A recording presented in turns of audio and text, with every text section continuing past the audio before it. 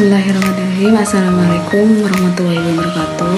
Perkenalkan, kami dari kelompok 5 akan mempresentasikan tentang tugas UAS yang materinya adalah peluang. Saya akan memperkenalkan anggota kelompok saya. Yang pertama, saya sendiri, Junior Cynthia Dewi. Perkenalkan, nama saya Anas Mubarak dengan MPM 214661105. Saya Lailatul Solihatin dengan NIM 21466111026. Saya Mafiro dengan NIM 21466111027. Nama saya Nabila Syarifah dengan NIM 21466111028. Ini kelompok kami akan menjelaskan tentang peluang.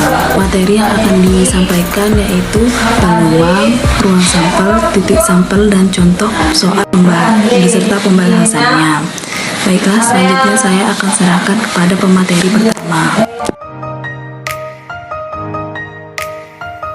Nomor 1 adalah peluang. Peluang pada umumnya berarti kesempatan. Namun pada matematika, peluang atau probabilitas adalah kemungkinan yang mungkin terjadi atau muncul dari suatu peristiwa. Terkadang kita mengukur sebuah peluang dengan angka, seperti kemungkinannya sekitar 10%, atau dengan perkataan seperti itu tidak mungkin, atau itu sudah pasti terjadi.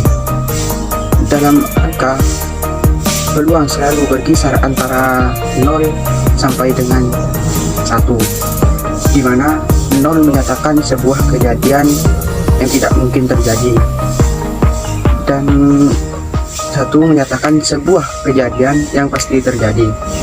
Dalam matematika, hal ini dinotaskan sebagai dengan P dalam kurung K, menyatakan peluang terjadinya kejadian K.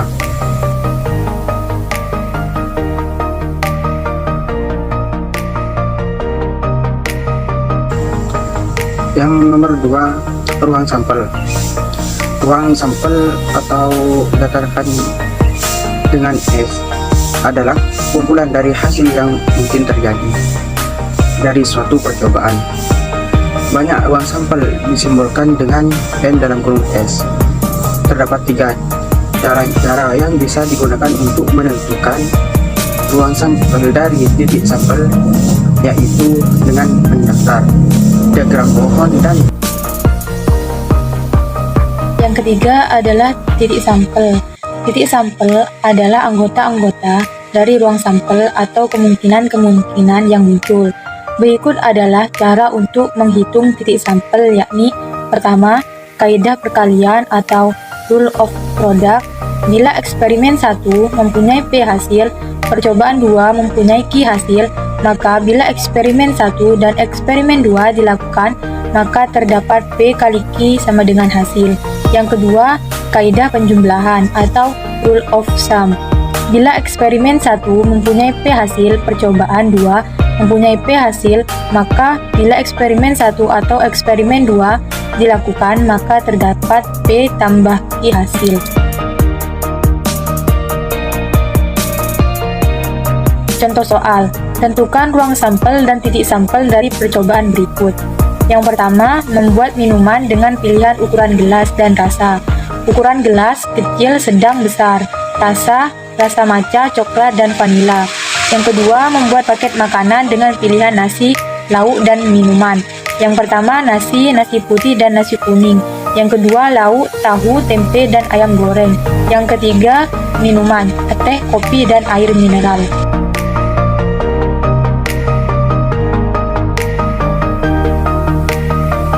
Menentukan ruang sampel dan titik sampel menggunakan tabel. Misal di sini membuat minuman dengan pilihan ukuran gelas dan rasa. Untuk ukuran gelas ada yang kecil, sedang, dan besar. Untuk rasa ada rasa matcha, rasa coklat, dan rasa vanila. Kalau dengan tabel kita bisa bikin seperti ini. Di sini ada U dan R. U untuk baris ke bawah ini menunjukkan ukuran gelas, sedangkan R untuk baris ke samping ini menunjukkan rasa. Di sini saya sudah pasangkan satu persatu mulai dari KM, KC, KV, SM, SC, SV, BM, BC, BV. Kenapa di sini ditulis KM, KC, KV dan seterusnya? Karena di sini untuk ukuran gelas kecil dengan rasa matcha, jadi kita tulis KM. Untuk ukuran gelas kecil dengan rasa coklat, kita tulis KC. Untuk ukuran gelas kecil dengan rasa vanila, kita tulis KV. Begitupun seterusnya. Sekarang kita menentukan ruang sampelnya.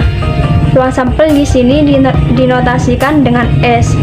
Cara menentukan ruang sampel, kita bisa melihat di tabel seperti KM, kecil matcha, KC, kecil coklat, KV, kecil vanila, SM, sedang matcha, SC, sedang coklat, SV, sedang vanila, BM, besar matcha, BC, besar coklat, BV, besar vanila. Itu untuk ruang sampelnya. Sekarang kita menentukan titik sampel. Titik sampel dinotasikan dengan NS. Cara menentukan titik sampel di sini bisa menghitung ruang sampelnya. Di sini ruang sampelnya ada 1, 2, 3, 4, 5, 6, 7, 8, 9. Jadi titik sampelnya di sini adalah 9. Kalau tanpa menentukan ruang sampel, kita bisa menentukan dengan cara menghitung banyaknya ukuran gelas dan rasa. Di sini untuk ukuran gelas ada 3 macam. Untuk rasa ada 3 macam. Tinggal kita kalikan 3 kali 3, hasilnya adalah 9. Misal menggunakan diagram pohon, kita bisa menulisnya seperti ini. Kita pasangkan mulai dari kecil matcha jadi KM, kecil coklat jadi KC, kecil vanila jadi KV, sedang matcha jadi SM, sedang coklat jadi SC, sedang vanila jadi SV, besar matcha jadi BM, besar coklat jadi BC, besar vanila jadi BV. Untuk menentukan ruang sampel dan titik sampelnya, caranya sama seperti sebelumnya yang menggunakan tabel. Bahasan soal kedua, membuat paket makanan dengan pilihan nasi, lauk, dan minuman. Nasi putih dan nasi kuning, lauk, tahu, tempe, dan ayam goreng. Minuman, teh, kopi, dan air mineral. Misal, NP nasi putih, NK nasi kuning, TH tahu, TP tempe, AG ayam goreng, T teh, K kopi, AM air mineral.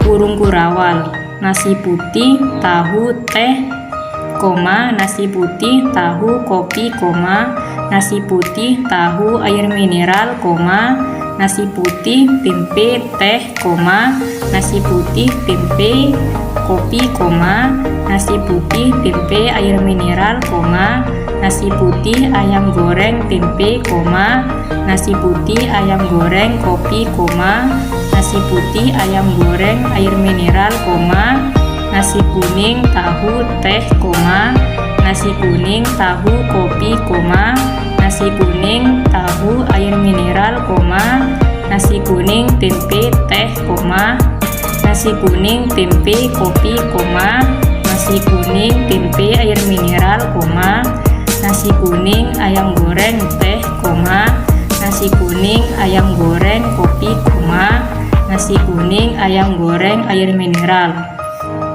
Jadi NS sama dengan 2 kali 3 kali 3 sama dengan 18.